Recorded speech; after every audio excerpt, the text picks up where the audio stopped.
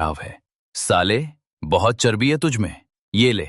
तेजा पूरी ताकत से रोहन के गाल पर पहला थप्पड़ मारता है। रोहन का सिर झटके से घूम जाता है। रोहन अपनी आंखें बंद करता है और अपने भीतर के बॉक्सर को काबू करता है। वो अपना चेहरा सीधा करता है और एक उंगली उठाकर ठंडी आवाज में कहता है, एक थप्पड़ तो ठीक है, मैंने खाकी वर्दी की इज्जत में बर्दाश्त कर लिया, लेकिन और नहीं, दोबारा हाथ मत उठाना।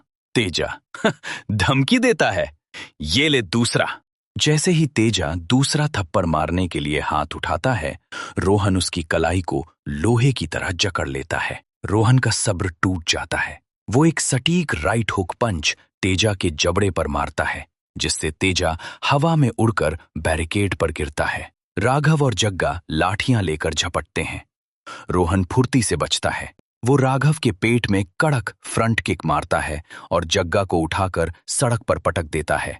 रोहन अकेले ही तीनों को अधमरा कर देता है। रोहन हांफते हुए अपना क्लिपबोर्ड उठाता है, बाइक स्टार्ट करता है और परीक्षा केंद्र की तरफ बढ़ जाता है। परीक्षा खत्म होने के बाद असली लोकल पुलिस रोहन को उसके घर से गिरफ्तार कर लाती है, क्योंकि राघव और तेजा अस्पताल में भर्ती हैं। रोहन लॉकअप के अंदर बंद है। दो असली पुलिस वाले उसे बेल्ट से बेरहमी से मार रहे हैं। रोहन की वो खूबसूरत ब्राउन शर्ट फट चुकी है और उस पर खून के दाग हैं। फर्श पर रोहन का वो एडमिट कार्ड पड़ा है, जिस पर यूपीएससी सिविल सर्विसेज एग्जाम, नाम रोहन सिंह लिखा है। खून से भीग रहा है। रोहन दर्द में भी उसे देखता है और उसकी आंखों में प्रतिज्ञा की आग जल उठती है।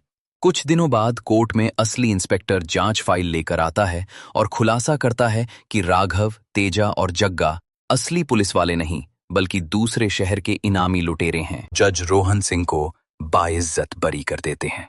राघव, तेजा और जग्गा को जेल भेज दिया जाता है। कुछ साल बीत जाते हैं। रोहन के कमरे की दीवार पर वही खून से सना एडमिट कार्ड लगा है। रोहन दिन रात पढ़ाई करता है। स्क्रीन पर रिजल्ट आता है AIR 42, रोहन सिंह। इसके बाद रोहन हैदराबाद की नेशनल पुलिस एकेडमी में कड़क IPS की ट्रेनिंग पूरी करता है। राघव, तेजा और जग्गा जेल से बेल पर बाहर आ चुके हैं।